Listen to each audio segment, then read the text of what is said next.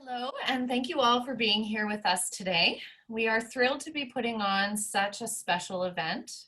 I want to thank Robin Wall Kimmerer and Olivia Whetung for being here with us.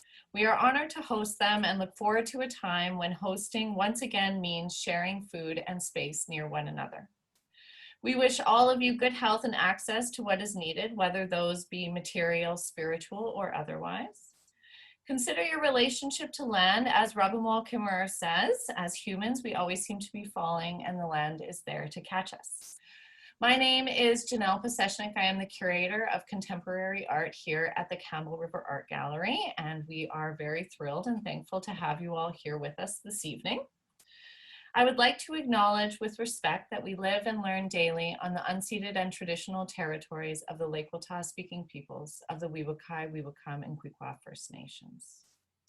We have created this opportunity for dialogue as a way of deepening understanding for the themes addressed in our current exhibition, Sugarbush Shrapnel, on tour from the Contemporary Art Gallery in Vancouver, to send strands of connection from arts and culture to meet partners and allies in other modes of thinking and being. We are here today to celebrate and learn about two incredible creative minds that are dedicated to furthering respect and understanding of Indigenous ways of knowing, intergenerational knowledge transmission, traditional ecological knowledge, botany, and sustainable and reciprocal approaches to relationships with the plant and animal worlds.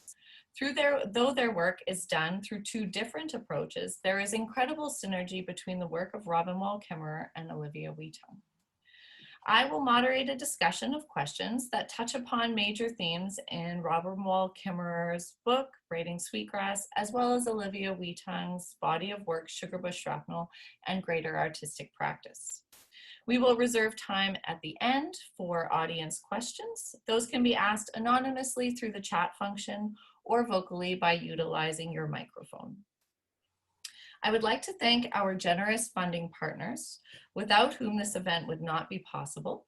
Thanks to the City of Campbell River, the Province of British Columbia, the British Columbia Arts Council, and the Canada Council for the Arts. I would also like to thank all of you in attendance today for your support of the gallery. We work every day to support and lift up artists and bring them into contact with our visitorship in an effort to create safe and rich spaces of learning and creativity. I will introduce our two feature panelists before we begin. Olivia Whetung is a member of the Curve Lake First Nation and a citizen of the Anishinaabe Nation. Whetung's artistic practice extends across a range of media, including beadwork, printmaking, and digital media, to examine how translation and the transfer of knowledge can be understood, in her words, as acts of or active native presence. A significant strand of the artist's research has explored ways that knowledge is carried by language, land, and bodies of water. Whetung expands these material and conceptual investigations to consider her own connections to the complex ecosystem of her home on Chemong Lake, Ontario, particularly the importance of food sovereignty and the fragility of symbiotic relationships in an era of accelerating climate change and environmental destruction. She completed her BFA with a minor in Anishinaabemowin, sorry about that, at Algoma University in 2013, and her MFA at the University of British Columbia in 2016. Her work has been featured in numerous solo and group exhibitions in Canada and the United States. Dr. Kimmerer is a mother, plant ecologist, writer, and SUNY Distinguished Teaching Professor at the SUNY College of Environmental Science and Forestry in Syracuse, New York. She serves as the founding director of the Center for Native Peoples and the Environment, whose mission is to create programs which draw on the wisdom of both Indigenous and scientific knowledge for our shared goals of sustainability. Her research interests include the role of traditional ecological knowledge in ecological restoration and the ecology of mosses. In collaboration with tribal partners, she and her students have an active research program in the ecology and restoration of plants of cultural significance to Native people. She is active in efforts to broaden access to environmental science, education for Native students, and to create new models for integration of Indigenous philosophy and scientific tools on behalf of land and culture. She is engaged in programs which introduce the benefits of traditional ecological knowledge to the scientific community in a way that respects and protects Indigenous knowledge. As a writer and, Dr. Kimmerer has taught courses in botany, ecology, ethnobotany, Indigenous environmental issues, as well as a seminar in application of traditional ecological knowledge to conservation. She is the co-founder and past president of the Traditional Ecological Knowledge section of the Ecological Society of America. Dr. Kimmerer serves as a senior fellow for the Center for Nature and Humans. Of European and Anishinaabe ancestry, Robin is an enrolled member of the Citizen Potawatomi Nation. Okay. As a writer and a scientist, her interests in restoration include not only restoration of ecological communities, but restoration of our relationships to land.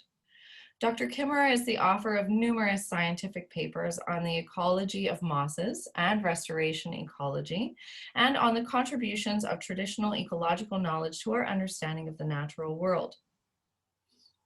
She is also active in literary biology. Her essays appear in Whole Terrain, Adirondack Life, Orion, and several anthologies. She is the author of Gathering Moss, which incorporates both traditional Indigenous knowledge and scientific perspectives, and was awarded the prestigious John Burroughs Medal for Nature Writing in 2005. Her latest book, Braiding Sweetgrass, Indigenous Wisdom, Scientific Knowledge, and the Teachings of Plants, was released in 2013 and was awarded the Sigurd Olson Nature Writing Award. She has served as writer-in-residence at the Andrews Experimental Forest, Blue Mountain Center, the Sitka Center, and the Mesa Refuge. Dr. Kimmerer holds a Bachelor of Science in Botany from SUNY Environmental Science and Forestry, and a Master of Science and PhD in Botany from the University of Wisconsin. Welcome, both of you, and thank you so much for being here. Takes a very long time to introduce such accomplished people. So I'd like to begin our set of questions. This one is to both of you. Robin and Olivia, both of you address maple syruping practices in your work, and I heard you talking about this a little bit. Olivia's delicate and beautifully rendered beading on maple veneer, and actually wood veneer of a range of woods, acknowledges the timing and interplay of human, plant, and animal relationships during this process. Sugaring practices are linked to indigenous ways of knowing, familial and cultural traditions, ecology, and issues related to climate change. Can you each speak to the important lessons derived from the process and the changes to the environment made evident through those practices? Like to go first? I can start, sure. I'm so eager to talk with you about this, Olivia, because, you know, you and I are both citizens of Maple Nation. You know, we are women of Maple Nation, and I'm so eager to hear your perspectives about this as well. But I guess I would want to begin by acknowledging that that the maples I think about as, you know, the leading citizens in my community. They are the most numerous, the most generous, very creative. My neighbors here, I live in the territory of the Onondaga Nation, refer to the maples as the leader of the trees. Because they are the ones who come first to feed the people. They're the first ones to give their gifts every year. And so they're really honored and revered. And one of the things that I really love about sugaring is the work that's involved. You know, it is this wonderful gift, and to drink, you know, the sap, that medicine sap right from the tree, is wonderful. But what I love is the work, that in order to go from the gift of the tree to the sugar or the syrup requires our participation, hard work of keeping that fire going, putting all that firewood together, all of the tools that go, all of the knowledge. And so to me, it's a great teacher about community, about transforming and accepting these gifts from the land, requires our investment of knowledge and love and community to transform those gifts. Oh, sorry, I'm thinking about what you actually asked, Janelle. See, you get me started talking about maple, and I could just talk all night. That's okay. We could listen to you. I think the thing that I wanted to say that I also found so evocative in your work, Olivia, is the fragility of this practice. Because as we know with climate change, maples are in danger. Maples are in serious jeopardy of climate change. And this magic that happens when, you know, the temperature is just right and the day length is just right and the sap rises, those are very particular ecological circumstances. And as we have dramatically changed the climate, that process is more and more unpredictable. The signs that people have always used to know that it's time to go set buckets and so forth are less and less predictable. And we know that it breaks my heart to say it, but that the sugar maples are going to become climate refugees. You know, they're going to have to move north because the conditions for their germination, quite honestly, are almost gone here. You walk in the maple woods and the trees themselves, the adults are beautiful canopy, but there's almost no reproduction. And much of that has to do with the changes in climate. It is heartbreaking and calls upon us to do everything that we can to arrest those changes. But I'll hush up now and pass it off to you. Yeah, we do make maple syrup here. It was my sister Hilary Atleo, who's my older sister, who moved home for a year after she completed her degree in political science, and she got the spiles from my grandfather and got him to take her out and show her, you know, how to know which one was a maple and which one was not when she was tapping them. And we've been doing it about every other year since then, because we don't consume it quite at the level, but I think the practice of continuing to do it is important. And as you say, the community built around it, because it's not an easy thing to do by yourself. And I appreciated your story about you and your girls doing maple syrup the first time, and you keeping the fire going and expecting that in the morning you would have this maple syrup in the bottom of the pot, and it's and you were keeping it going by yourself. And I think you wrote that you fell asleep by the fire, and yeah, it was just a beautiful story to read about you reconnecting with that practice. But the trees, correct me if I'm wrong, but I don't think you have sugar maples producing where you live, Janelle. My understanding is that if folks are going to engage in those practices here, that the sugaring process actually happens right around this time of the year. Okay. So I think that there is a little bit of that happening, but not nearly to the extent as in your climate zone or Okay. Because here they need, as Robin was saying, they need below freezing at night and then above freezing during the day. And then I was taught that they need snow cover. So as you were saying, with climate change, those conditions are becoming less predictable and the seasons are becoming less reliable. So it's not guaranteed that you're going to get maple syrup every year. And I think that that's really important, because climate change, I find, is still often talked about as this thing that is going to happen in the future, and as this, you know, this impending doom that's not here yet. And I think maple syrup is a really important thing to note, that it's already here and it's already changed so much about our ecology. It's just that the changes are maybe slow, and maybe we don't pay it close enough attention to the significance of something like, you can't predict the maple syrup season anymore. And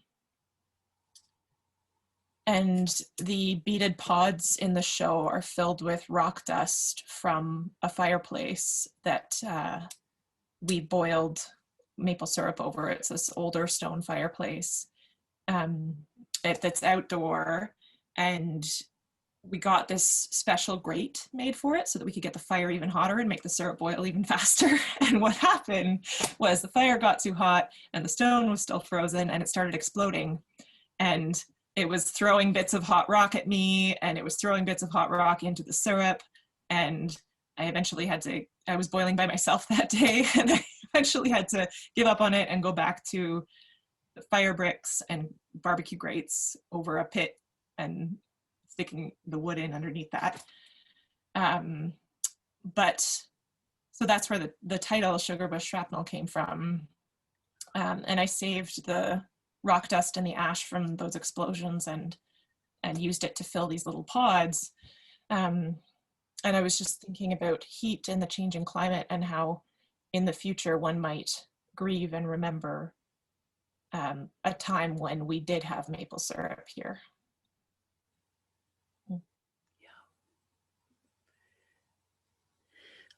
I think that those are such powerful words to think about the grief that awaits us. And I suspect it's true for you too, that grief is so complicated. All the things we grieve for in the process that we will miss, in the stories, in the staying up all night around the fire, the trees themselves, and I think identity. You know, I really think of myself, as I said at the outset, as a citizen of Maple Nation. To imagine a fall without maples, to imagine a end of winter without sugaring feels like a blow to identity, as well as to all the other levels of loss. Mm-hmm. Could I ask you a question, Olivia, since you brought up the pods? Mm-hmm.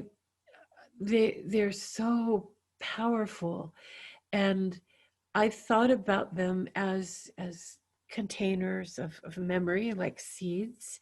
But one of the things that I was noticing is the shapes and the plates and the different ways that they're shaped. And to me, some of them look so familiar. They reminded me of the facets of pollen grains. And I just wondered if you could talk about the shapes and of each of those pods. Mm-hmm. I have never seen the shape of a pollen grain, I will confess. But that sounds very exciting. Yeah, there are 5 pods, and they're sort of the beginning of something new in that I'm intending to make more 3-dimensional objects, and have previously done largely 2-dimensional beadworks, or when they are 3-dimensional, it's sort of a loom work, which lives as a sculpture but is really a flat image. And the shapes are somewhat limited by what it is possible to make with a small rectangular object. You can only make so many things out of them. Yeah, there are a lot of different stitches available, and I was using peyote stitch for those ones. So there is everything from a triangle up to hexagon, and it's essentially math, how to get the increases to work so that you can actually get a flat facet on a shape. Which is why they're, in a way, you know, they're described as seed beads because they're little like a seed, but I do think they operate a lot more like a pixel, which is a comparison a lot of people have made. Mm-hmm. And they're so, when you get to see them actually up close, they're like these amazingly precious and sparkly little gems. Like they really do feel, they have kind of this gem-like structure a little bit because of the kind of hard edges or geometric forms to them, and then some of the metallic beads that you've used, and they are really shiny, and you have this like desire to hold them and to kind of keep them close to you. They really are powerful. They have a powerful aura as an object. Don't touch. I didn't. Did you get to hold them though? Well, with the gloves, like while I was putting them on the shelves, but the thing that you don't get as a viewer, because they're under plexi. I don't normally put stuff under plexi, but they're so delicate, and the glass on the beads is very thin. So I was just worried about the crushing potential of viewers handling them. They're very heavy because they're full of this rock dust, and I personally was surprised that they turned out to be have such weight to them, because I'm used to beadwork being so light, that I don't know, it made them more somber somehow, having this weight. Yeah, they do feel really substantial when you hold them. That's very true. That really takes me into another question I have. Both of you treat the seed as an important symbol of knowledge transmission in your work, both for plant and human communities. And I was wondering if you could each speak to the ways that you focus on the seed, and then perhaps why that's such an important symbol. Why don't you go first this time, Olivia? Yeah. Well, there are seed beads. I haven't used physical seeds in the work yet. But in the in the works that are there are seeds depicted, in that there's wild rice in one of the images, and there are acorns in one of them. And I think it for me, it has to do with food, and this is where I come back to with where I'm at in thinking about ecology, is how are we going to feed everyone in a changing climate, and most importantly, not just how are we going to feed humans, but how are we going to feed everyone, because the continued destruction of the ecosystem in which I live here is, it's really appalling. And I read the 2018 report from the Ecological Commissioner of Ontario, and the statistics were really quite surprising.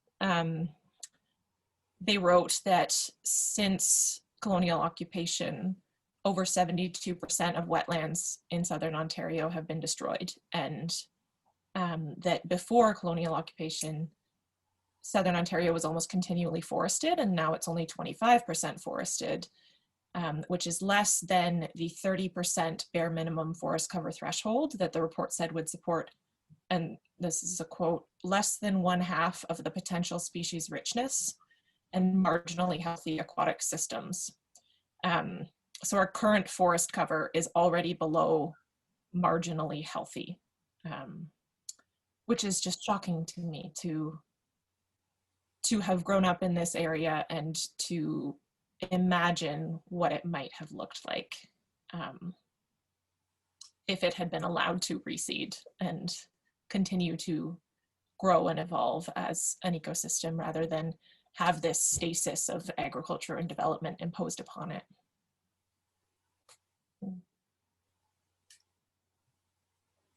Yeah.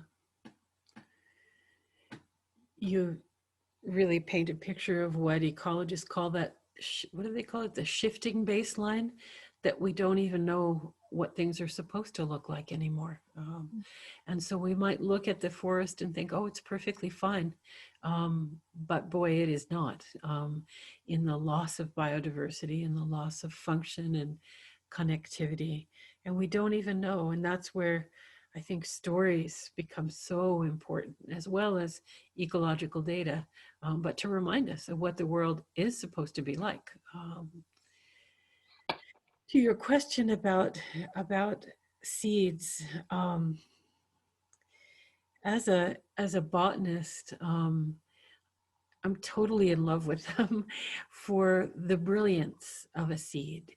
You know, when you realize that inside of a seed is everything that is needed. You know, there's an embryo, there's a baby, there is a perfect little baby inside every single seed, and it's blanketed in food. It's everything that's needed right there, and then protected in that seed coat. And when you realize that, I think you said earlier, maybe it was you, Janelle, or maybe Olivia, about the DNA, the story that's held in that seed is a memory. You know, it's a memory of what that organism experienced all throughout its evolutionary history, is coded inside that little tiny dust particle. Sometimes the seed is that small. So it is the memory of the past, but it's also the future, because it has everything in it that life needs to start over again. And so I love them botanically for their adaptive genius, and I just also love them, I guess I'd say, spiritually, because of what they represent. I have next to me here this, speaking of seeds, I mean, look, this, I have become a seed keeper. This is the Red Lake Flint. And this particular corn, these seeds we're told is the corn variety that our Anishinaabe ancestors carried on the migration from the Atlantic coast to the Great Lakes. This is it. And so when I was gifted these seeds, and you know, just a few of them, and then put them in the ground to bring them back again, it just felt like this moment, like on a little pivot between the past and the future.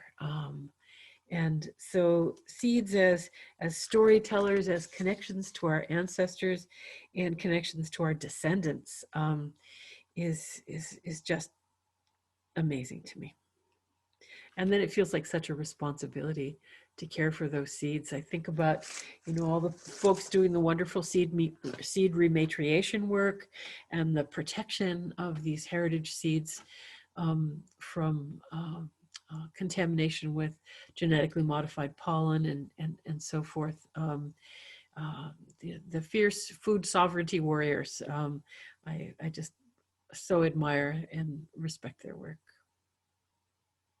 Oh, that's wonderful. Thank you so much. Yeah, there's so much there, the information that is held within these seed pods, and then, you know, the stories that are transmitted in order to help people to understand either how those kind of plant species function in the world, or how they need to function in relationship to each other or to ourselves. And it's just, there's so much kind of beautiful symbiosis there. I guess it seems like such a rich subject.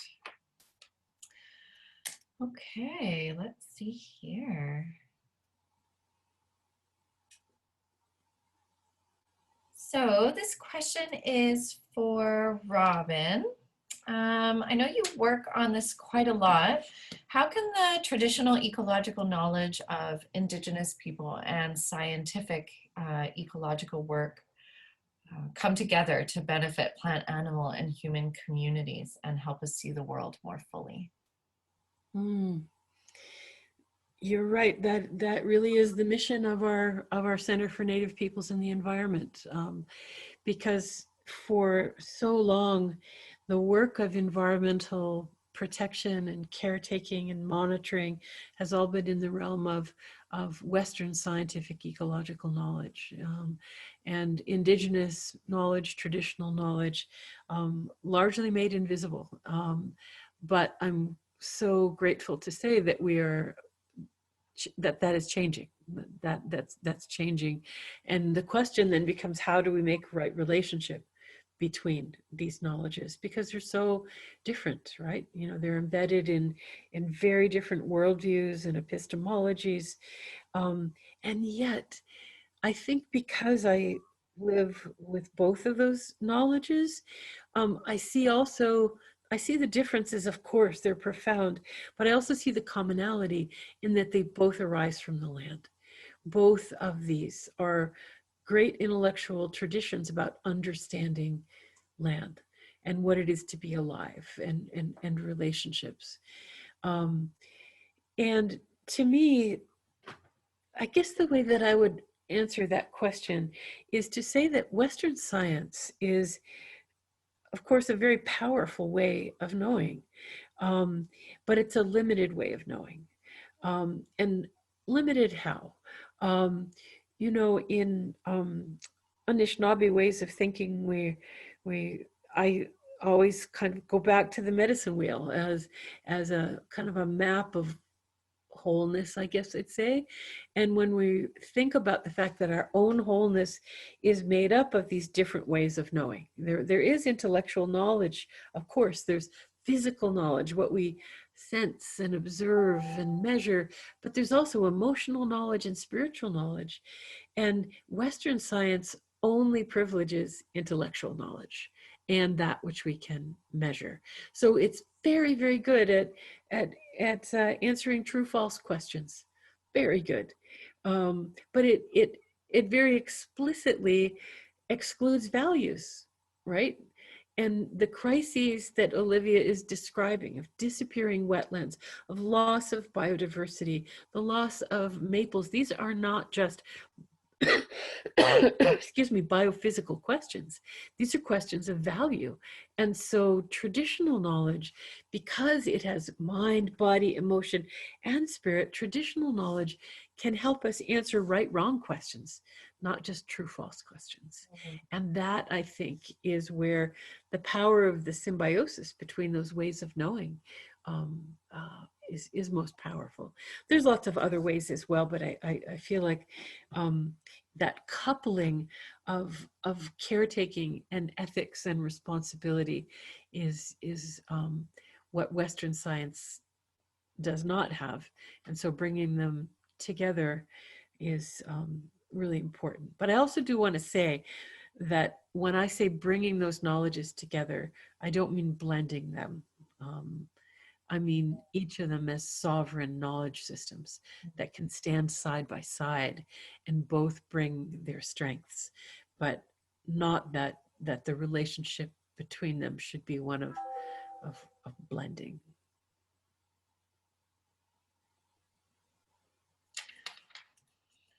Thank you so much. And that's just, yeah, that necessity of respect and of separateness, you know, entirely separate entities can work together to create something that's whole and collaborative, but not necessarily needing to assimilate into one another, which is a danger that we really need to move away from. So when I was reading Burning Cascade Head in Braiding Sweetgrass, that really felt so close to home for the experience that we have locally, I would say on Vancouver Island, but really in Campbell River. Campbell River became a West Coast fishing and logging and fish farming community by supplanting the rites and ceremonies of Indigenous people whose traditional land we live upon. And we are now in trouble. We are nearing the end of what should be a time of glory and abundance as Chinook chum, pink, and coho salmon finish their arduous journey home, but less and less return each time. How can we turn the light on to welcome them home? And can you speak to the importance of repairing and regenerating the relationship of mutual caregiving between fish and people? First of all, let me just say that that makes my heart really heavy to know that their numbers are dwindling there as well. But of course they are, given the way that we have treated the water and the land and our relatives, right?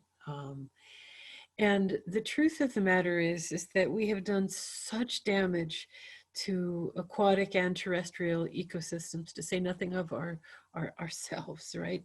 That the way forward has to be one of healing. We can't just stop doing bad things to the land. We have to be positive change agents for restoration. We have to try to stitch the pieces, the little remnants that are left, back together, and to enable the sort of the natural healing capacity of land to grow unimpeded. And so the field of ecological restoration is, I think, one of the most important developments in the ecological sciences, to think about how do we do this? How do we help nurture land back to health?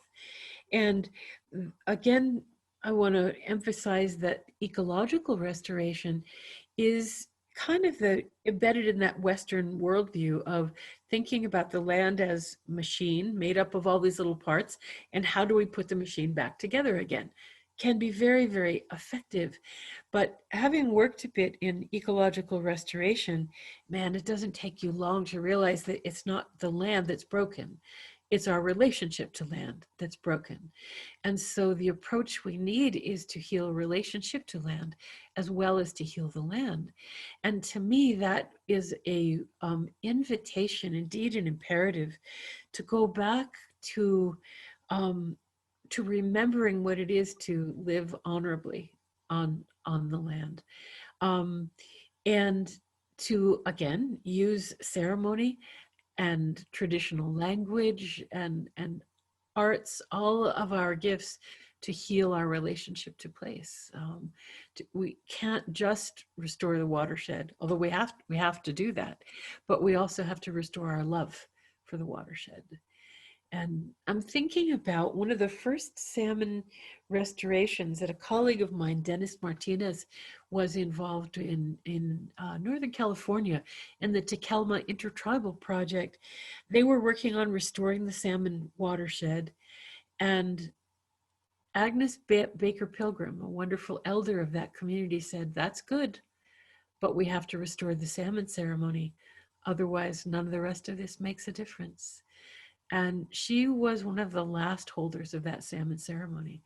And so they restored the ceremony and the feast and the songs and the language, and at the same time that they were healing the stream. And to me, that's what we need. We need that reciprocal restoration, and remembering that when we heal the land, we heal ourselves. Thank you so much.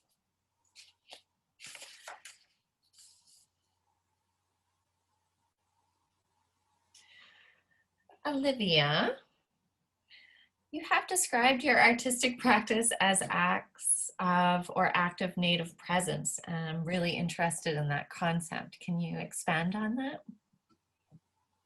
Oh.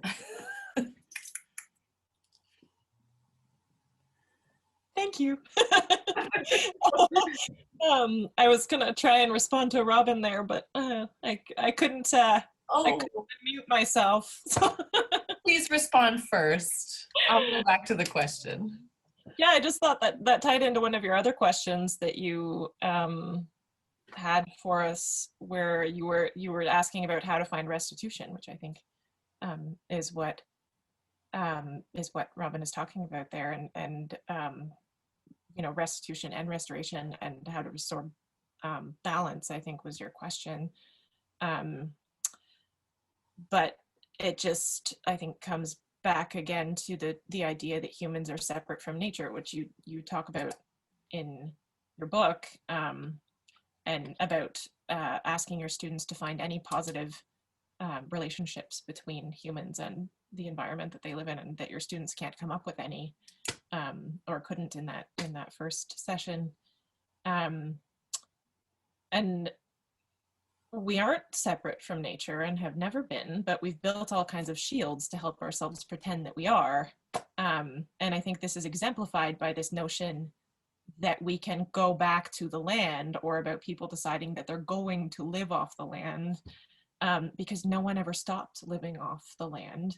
We just stopped respecting the land and listening to it and thanking it. And restitution, I think, is a great word, because it ties into one of my main new interests, which is regenerative agriculture, because there are too many of us to feed without some kind of agriculture, but the kind of agriculture that we have now is not good enough, and sustainable agriculture is not good enough. We need not just to be sustaining the agricultural land now, which is one of the main drivers of the destruction of wetlands and forests, but to be regenerating it and farming the ground covered, and farming for carbon capture, and farming with respect for the land, and with restitution in mind. And then I also think that we've never stopped living off the land, but we have started living off of somebody else's land, because we bring in so much food from other places. And in terms of restoration, that being out of sight is often very destructive, because we don't have to think about it, and we don't have to think about whose indigenous land was used to grow these avocados and whose forest was cut down to grow them, and only looking at the destruction that is proximate to us. So I think that yeah, that's just what that brings up for me in terms of restoration. But you wanted to move on to native presence.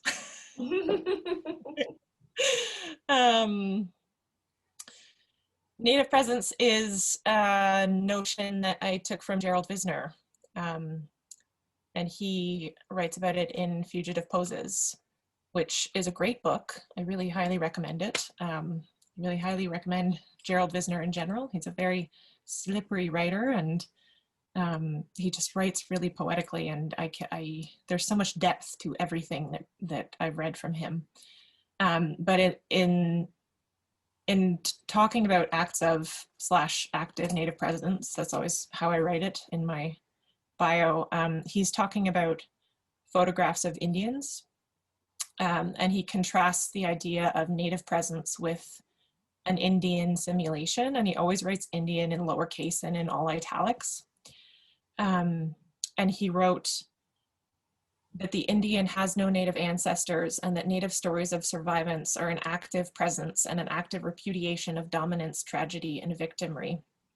And he writes in particular about these photographs of these Indian simulations as being posed and being costumed in order to simulate this racial other, which we know happened, and props were used to make people look the way that Europeans wanted their Indians to look in photographs.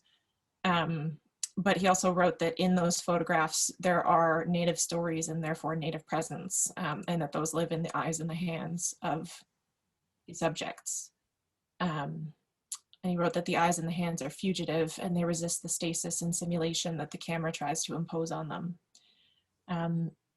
So this brought up for me a lot about the art world and about making art to live in a Eurocentric gallery space. And I just got to thinking about whether or not an active native presence is possible within the art gallery,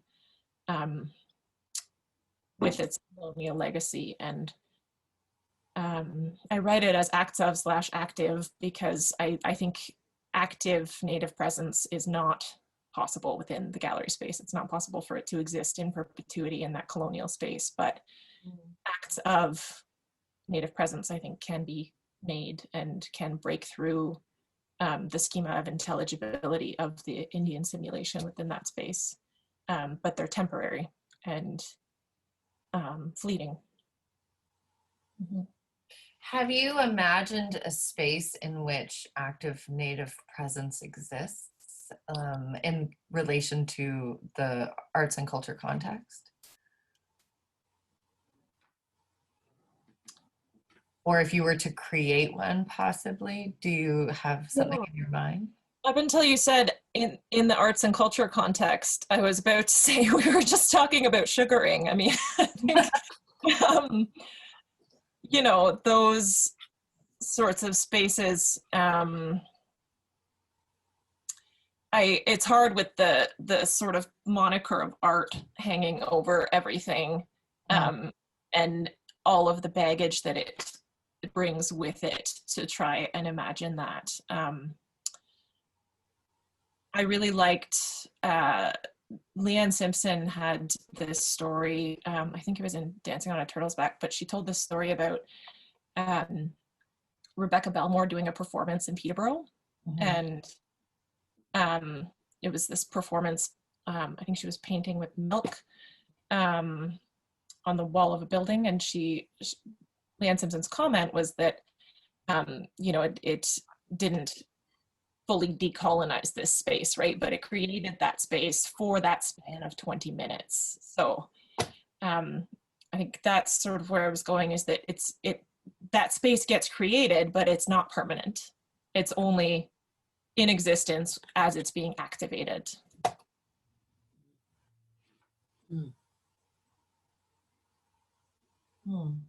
That's very profound. It leads me to wonder, you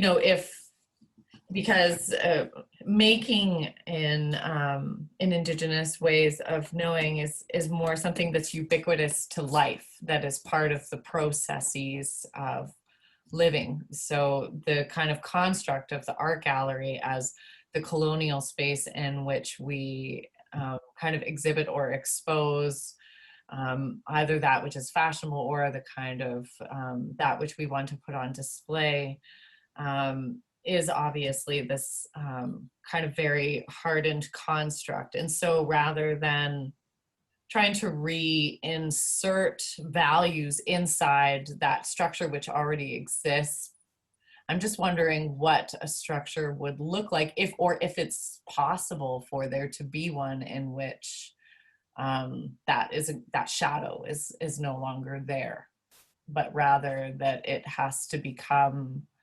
an allied participant by being invited in, and not colonialism itself, but I'd say like settler and arrivant communities. So just, I don't expect you obviously to answer that, but I think that that's so important, that concept. Yeah, I mean, it's like the university too. It's the specter is always there. So I don't think it can be fully escaped. But you can break through it for moments of time.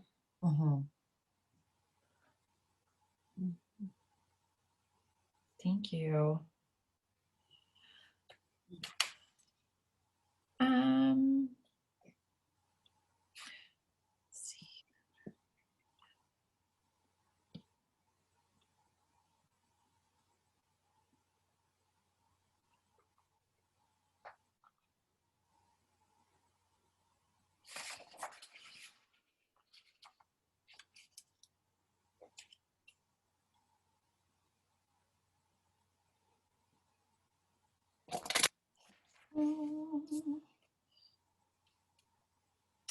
Robin, you address the concept of becoming Indigenous to place through the story of Nanabozo's arrival on Turtle Island. What is the value in all of us settler and arrivant folks behaving as if we are Indigenous to the places we live? What I mean in that discourse is that the settler frontier mentality of just coming here to get the good stuff and then going somewhere else is not, well, we witness what that looks like on the land and in our societies. It's that notion of transience, that the world is just commodities for us to gain wealth from. What does it mean to set that aside? What I mean is that it's the notion of behaving as if you were going to live here, behaving as if your grandchildren were going to live here, as if you were here for the long term. If you're really going to make a home in a place, you invest in right relations.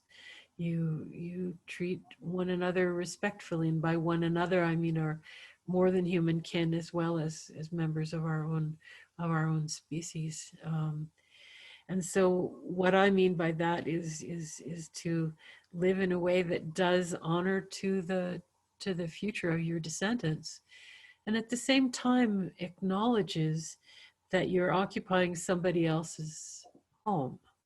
And how do you do that with responsibility and honor and healing of those original wounds?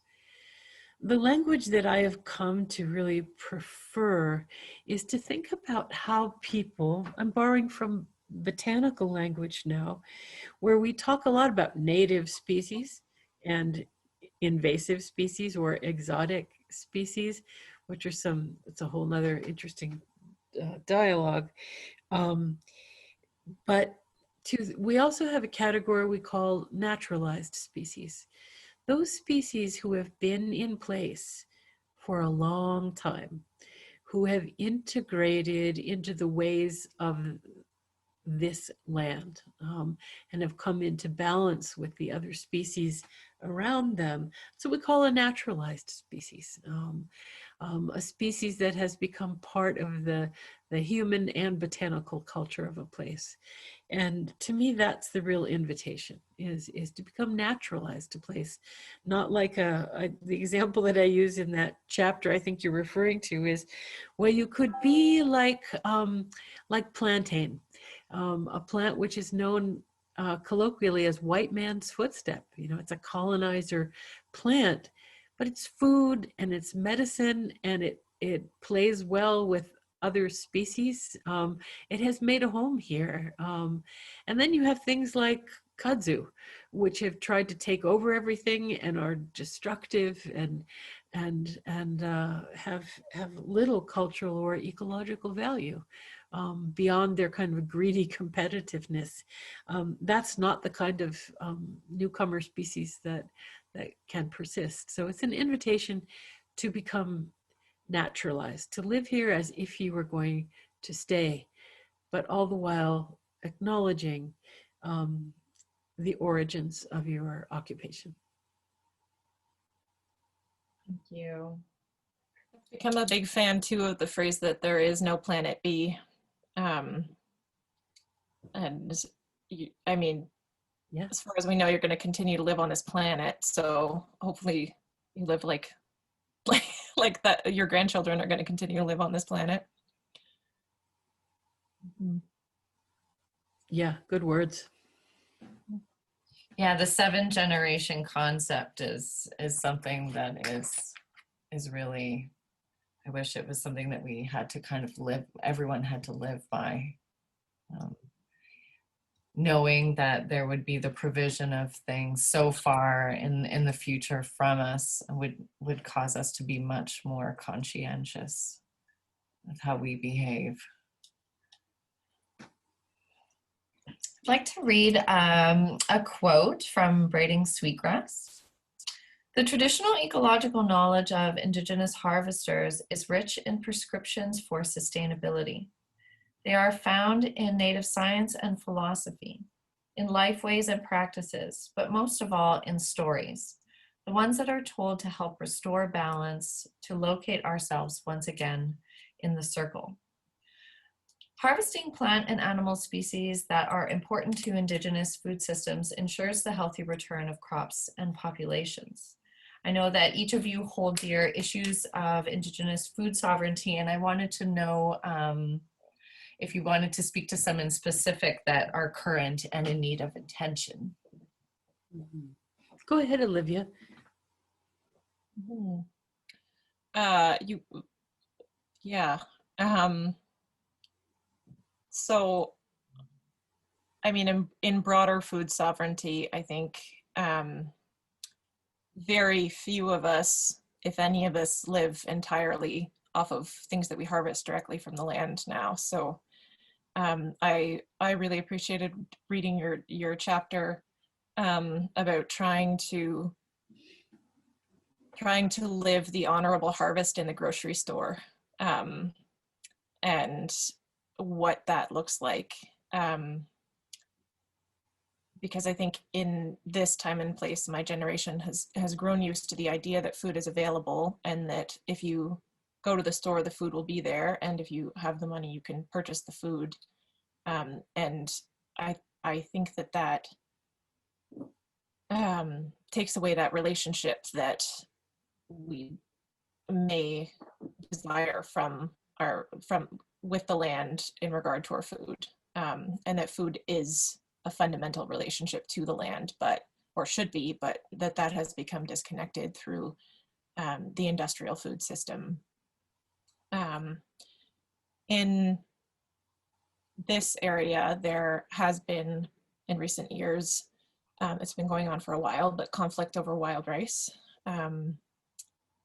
I live in cottage country, and the geography here is, it's a lot of lakes, and so there's a lot of waterfront property. Between the early 1900s and around 1920, a series of lift locks was built, which flooded a lot of land and changed the water system. And in more recent years, there have been efforts to reseed wild rice in places where it hasn't been growing anymore, which the cottagers don't like, because they bought these cottages, which are, worth $1 million or more, and they want their view to be attractive, and they want to be able to put their wake boats in the water and go water skiing.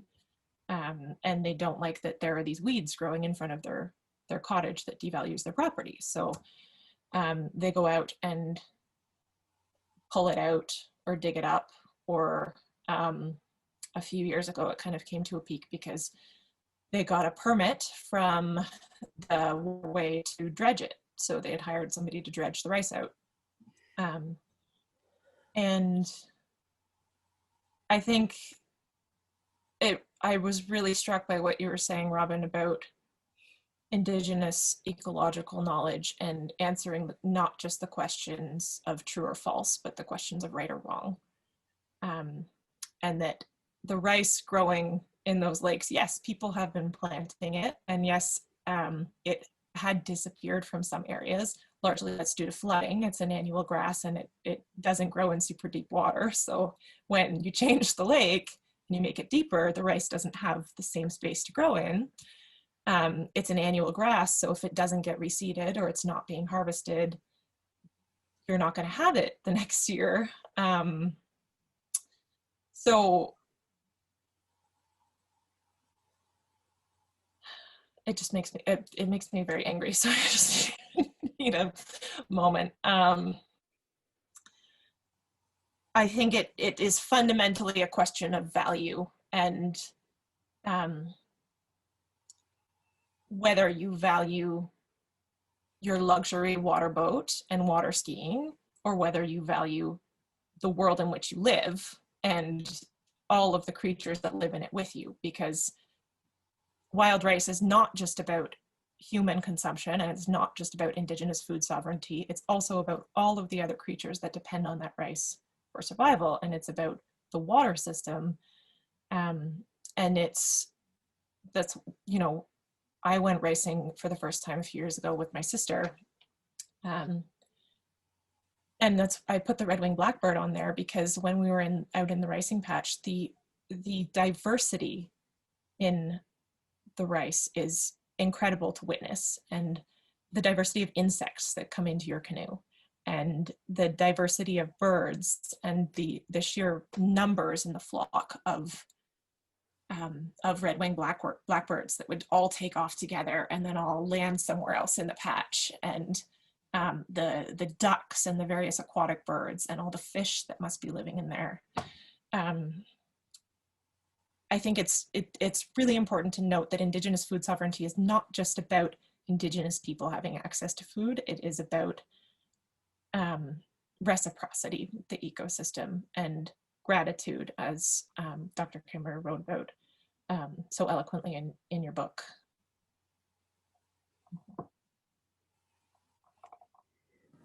Olivia, what I also hear so powerfully in the way you tell the story about wild rice is that all the food is not for us either. You know, this whole notion of what a contrast of, you know, I want a view and a place where my powerboat can go, it just embodies this human exceptionalism, that there is one species at the top of some kind of artificial pyramid, this fictional pyramid that says that human beings are more entitled to what they want from the world than what those other beings want from the world. And that notion of humans as being different and you know, atop this pyramid controlling everything else that is in that view below them is so destructive.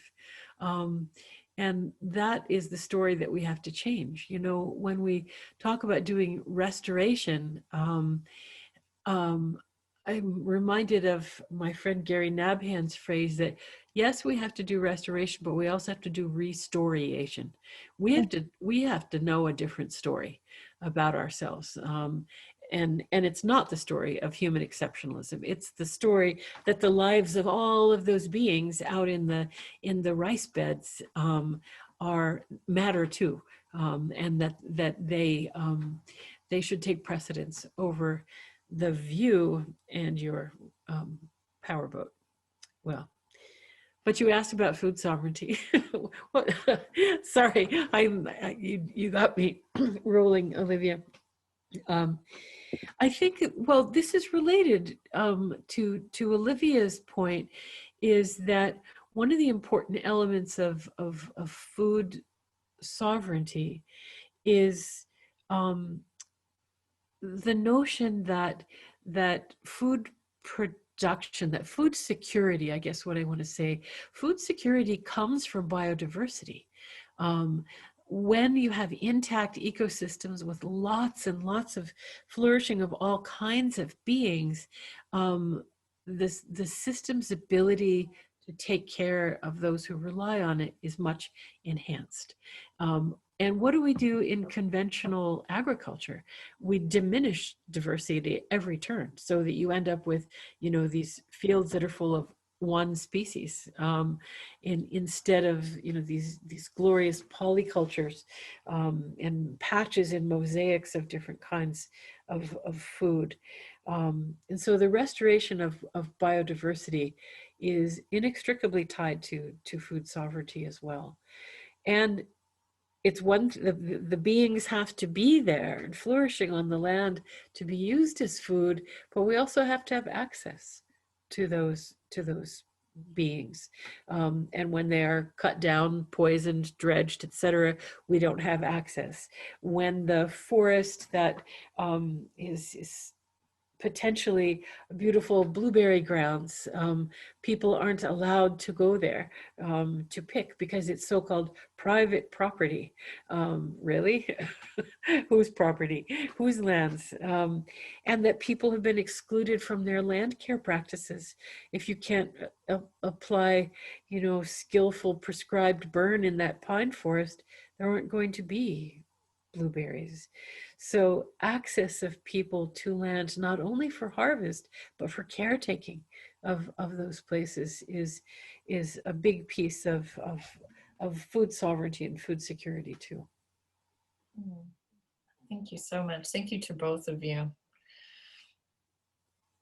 There's so many things to, you know, that are infuriating, and it takes an amazing amount of resilience and hope to be able to kind of see that larger picture and understand where it is that we need to go when we're so often mired by what we need to stop doing.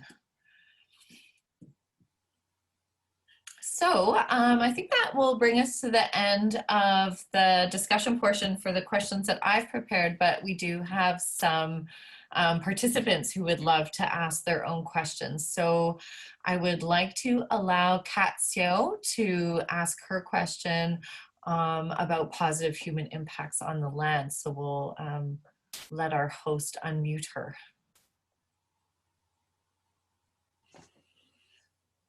Hello, Kat. Oh, there we go. Hi, can you hear me? We sure can. Awesome. Hi, I just wanted to say I've really loved listening to you guys. It's been really interesting to hear you guys' views. I can't remember exactly what I wrote in the Q&A, but there were two big things that I was curious about. One was something that actually our professor, Fernando Tomaselli, pointed out at the beginning of the year, which was, Robin, in your book, you mentioned that your students were pessimistic in terms of how humans impacted the environment. Have you guys had any experiences of humans impacting the environment in a positive way that have like impacted you?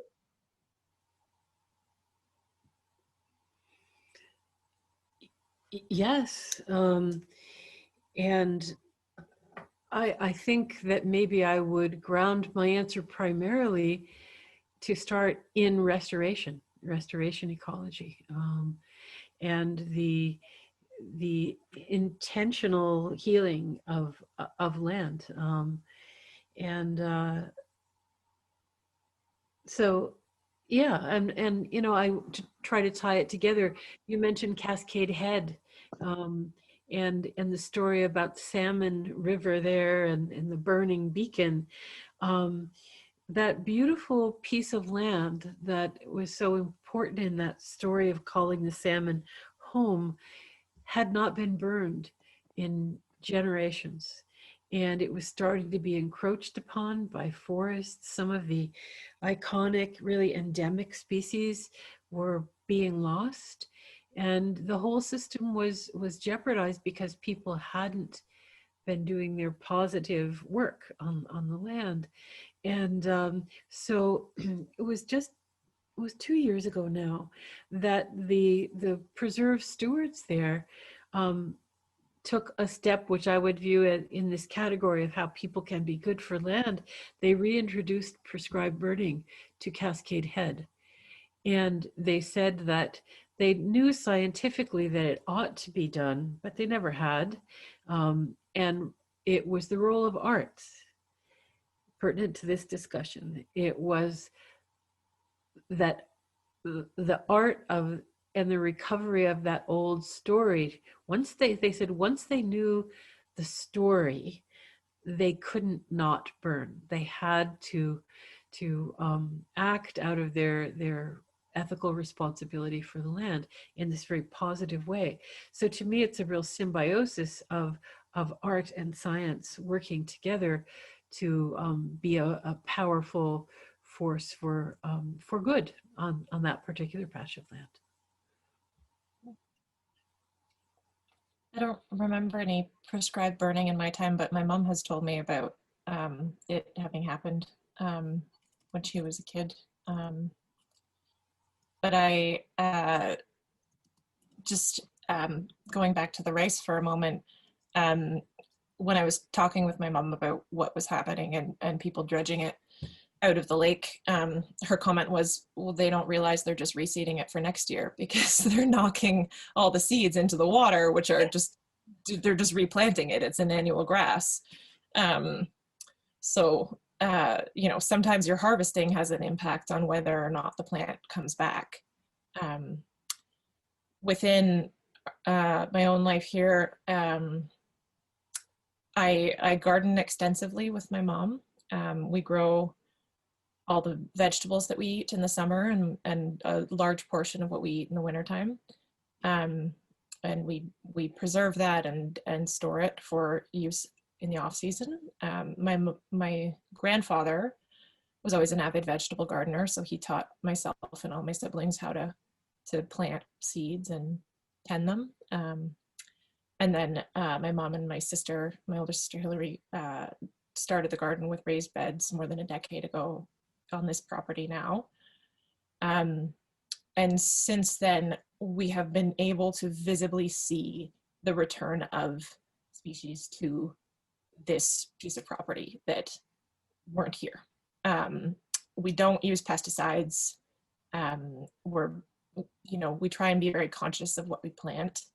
And it's not just annual vegetables, but also, flowering perennials that are good for native species, good for pollinators and good for birds that make use of them. There is a swamp out there, and seeing the return of just the quantity of toads that live on this property now that were not here before, and all ages. I didn't even know that you could get toads this little, but there are little baby toads everywhere, and frogs, and there are turtles sometimes. Various other species that I maybe don't want to mention because I don't necessarily want anybody to know they're here. We've got a fox, we've got bunnies, we've got all these sorts of animals that have moved back in because there's nobody disturbing them. And there are none of those chemicals that negatively affect their food sources.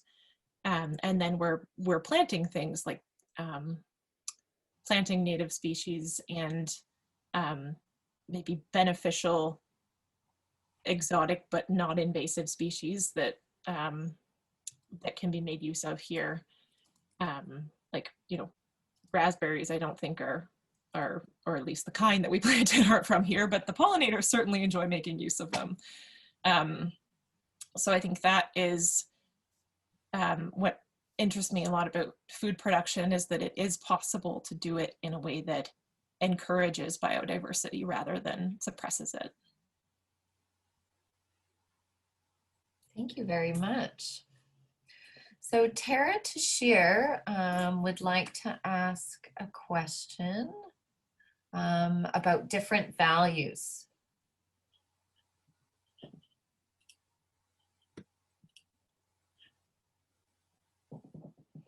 Hello.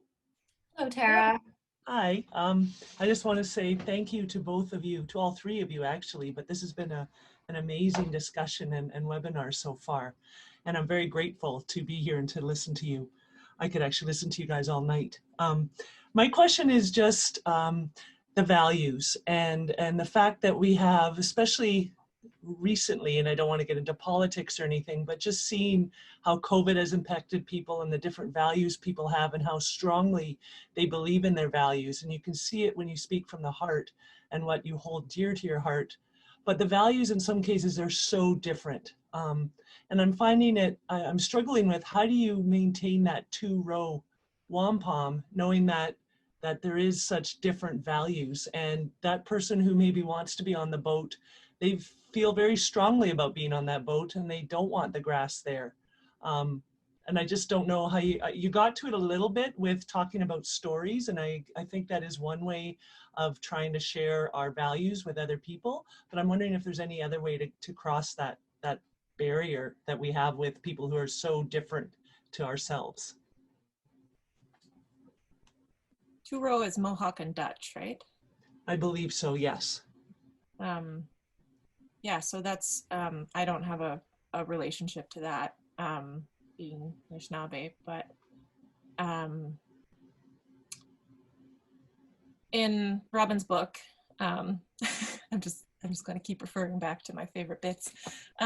You talked about lecturing about ecology as a professor, and having this experience that it just wasn't significant to them in the way that it was to you. Like, they couldn't feel the plants, and they couldn't, they didn't have that connection because they hadn't actually grown anything in their lives, and that you had to change the way that you do it, I think, and get people out working physically with plants and experiencing, actually building a connection with plants in order to sort of appreciate them the way that you are teaching in your course. And I admit I have been very lucky to have been always gardening and always knowing how how seeds turn into food, and having that connection with the land. And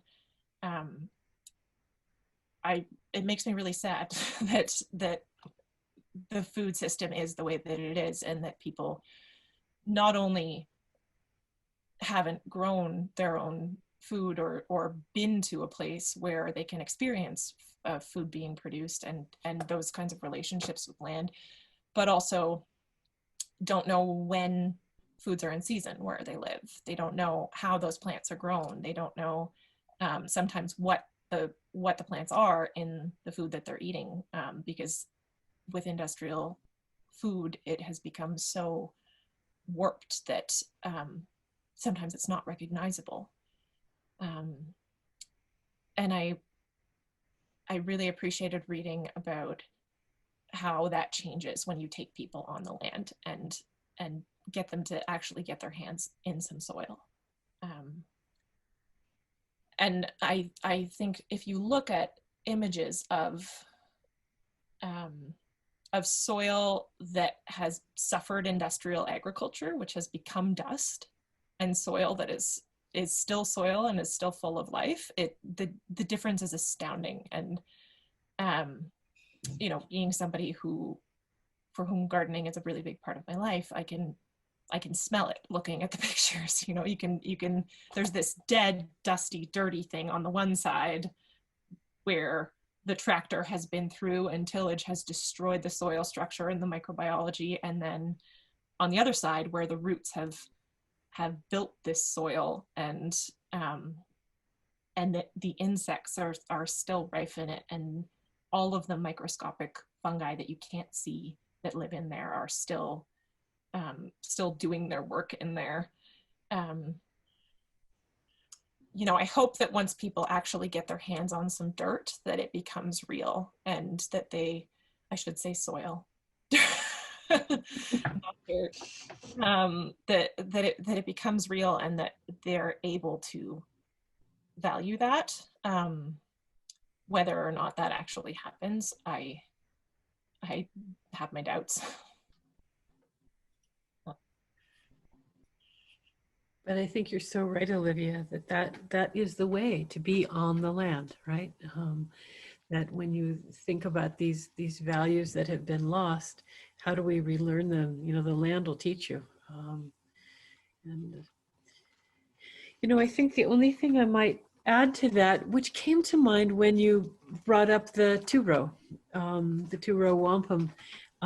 Yeah, as Anishinaabe peoples, that's not our agreement, but what it brought me to think about is a different wampum, and it's the dish with one spoon wampum that Anishinaabe peoples have for confederation and relationships with the Haudenosaunee, and that is kind of a model of values, particularly I think in these highly polarized times when we're looking for some common ground, if there is any.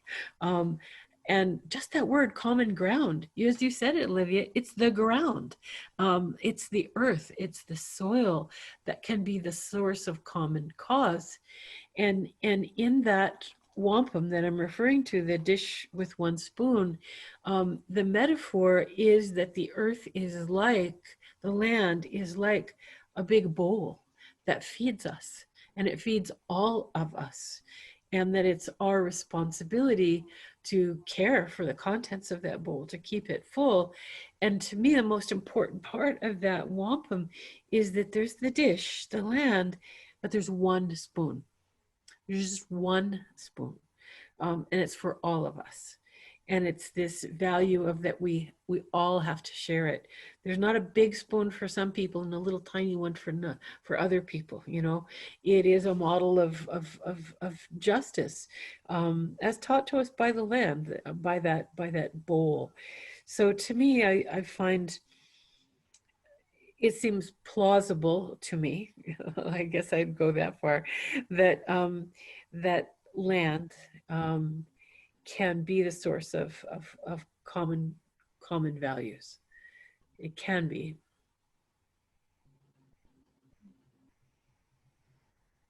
Thank you so much.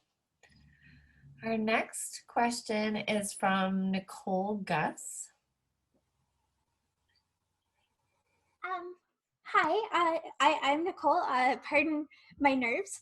I would just like to start by saying that due to one of my best friends, I was introduced to a podcast called Ologies, and that is how I found out about Robin. And I could listen to you talk about moss forever, honestly. And then how incredibly blessed I feel to have been introduced to Olivia's work through this talk. And I oh shoot, so much of what I was about to ask kind of got touched on in the last few minutes, but I'll try to sum it up in a slightly different way. I was wondering how y'all felt about the concept of permaculture and the rising movements of, for example, folks creating meadows in urban spaces, like really focusing on like native plants and cultivating them and fostering that, and the movement of like getting rid of grass lawns and kind of trying to get rid of like HOA. And if those movements that are really gaining popularity, if those give any hope. I think that's my question. I really want to hear Olivia's thoughts on that, particularly about permaculture and regenerative agriculture. But I will just very briefly say that, yes, you know, this notion of positive things that humans do by creating biodiversity around us. You have a choice to make a lawn, or you can have a meadow. It's particularly funny for me because I live out in farm country, and I don't have pasture. I have glorious fields of goldenrod and asters and hawthorns and all these plants, berries all over the place. And my neighbors chide me from time to time, saying that I ruined a good pasture. But what I did is, what I didn't do, the land did, was to create, you know, massive biodiversity for pollinators and for plants and so forth. So we do have that opportunity to, in our very small plots, collectively generating biodiversity in your landscape can make a big difference to pollinators, to birds, etc. But the ag piece, Olivia. There's so many things to say, but you mentioned lawns too, and HOA, is that homeowners association? Yeah. It took me a minute. So the lawns originated as a symbol of wealth, right? Because having a lawn meant that you didn't need to use your land to produce food. And I just find it very offensive, you know, that people have these lawns which are mowed almost daily sometimes and covered in these pesticides and sprayed, and then they water them in a drought. And you just think you could be doing so much more with that piece of property than creating this monoculture of one species of grass. And the lawn is a very different thing from pasture, right? Because it's a field with grasses, but it can also be biodiverse and can have lots of different species in your pastures, and can promote life that's not just your livestock, and is a key part of regenerative agriculture. The ground wants to be covered. Soil wants to have plants growing on it. It doesn't like to be bare, and if you leave it bare, it will cover itself. That's why you get weeds in your garden. So I do think that pasture and permanently green spaces are really important. And you're talking about permaculture, which is not what I do here in terms of the veg production. Like, it's still very, this is the vegetable space where still keep it weeded, and you know, it's a little bit interplanted, but not over the entire space. It's more crop rotated. This is planted here, and then these are sort of, everything gets moved around from year to year. But 2 years ago, we gave up tilling, and really have become increasingly opposed to tilling, because for one thing, you don't need to do it, and it really destroys your soil. It destroys the structure, it destroys various organisms that live in there that you need for your plants to grow and for your soil to be healthy.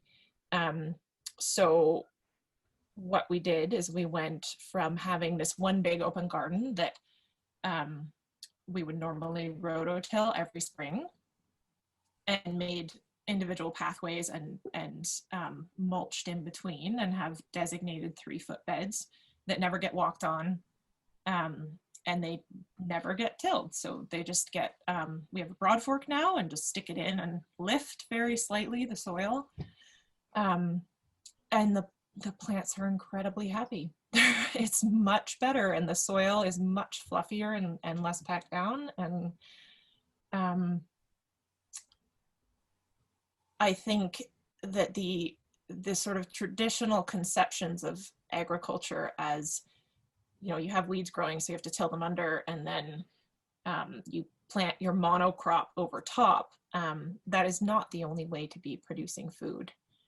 And then in planting meadows in urban spaces, I don't live in an urban space, so I haven't witnessed that happening, but I have read some articles about people doing this on their lawns, and you know, the homeowners association saying you have to mow that down. You know, they have these rules that your grass can't be more than 4 inches tall or something. So then you're using all these fossil fuels out mowing your lawn all the time because you live in a place where your neighbors decided they don't like grass over 4 inches. There was this podcast I was listening to. I wish I could remember which plant podcast it was.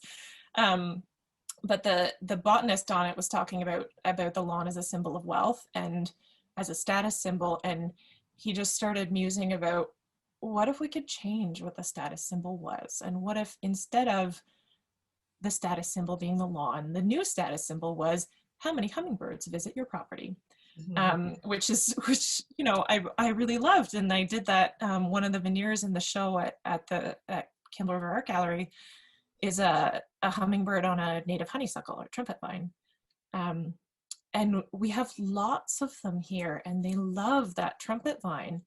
And he brought that up specifically because of people landscaping for beauty and not for ecological function. And the episode was about invasive species, and he talked about Japanese honeysuckle as an invasive plant that's pink and lovely and attractive, and a lot of people plant it in their gardens, but native pollinators can't make use of it for food. And that instead you could plant this other honeysuckle, which is from here and which lots of native pollinators use. So I think thinking about things other than the aesthetics are really important in landscaping a space, and that's the antithesis of a lawn. This has been awesome. Thank you so much. I've really appreciated hearing from both of you, and wow, that's awesome. Thank you. Thank you. Thank you, Nicole. We'll just take one last question from Sierra Sullivan. Hello, thank you both so much for your discussion tonight, and Janelle for curating. It's been fascinating. A question specifically for Dr. Kimmerer. So I'm a PhD student in fisheries conservation, and I really connected with your description in Braiding Sweetgrass. I believe it was the Three Sisters chapter about how academic science really grows up a scaffold of traditional ecological knowledge, and that felt really grounding and very true for me. But as scientists, how do we publish in Western academic journals with respect for that framework and acknowledgement of it?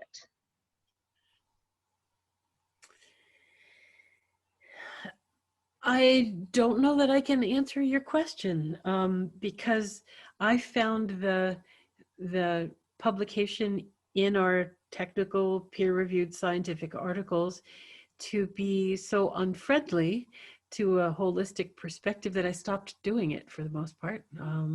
That's the point at which I began writing for a public audience. Um, um, so it seems really important to me that scientists, given the privileges that we have, the privileges that you have of getting to spend your time with fish and water and learn from them, right?